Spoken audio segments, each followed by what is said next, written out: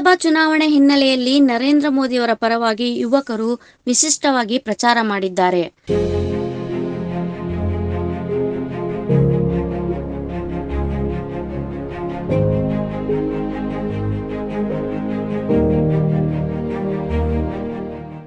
ನಾಲ್ವರು ಮೋದಿ ಅಭಿಮಾನಿಗಳು ನಮೋ ಬ್ರಿಗೇಡ್ 2.0 ಎಂದು ಬರೆದಿರುವ ಬ್ಯಾನರ್ ಹಿಡಿದುಕೊಂಡು ಸ್ಕೈ ಡ್ರೈವಿಂಗ್ ಮಾಡಿದ್ದಾರೆ.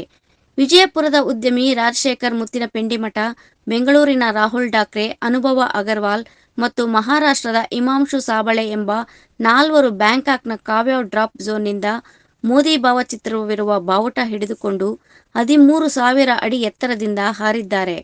ರಾಜಶೇಖರ್ ಹಾಗೂ ಅವರ ತಂಡ ಸ್ಕೈ ಡ್ರೈವಿಂಗ್ ಮಾಡಿರುವ ವಿಡಿಯೋ ಸಾಮಾಜಿಕ ಜಾಲತಾಣದಲ್ಲಿ ವೈರಲ್ ಆಗಿದೆ.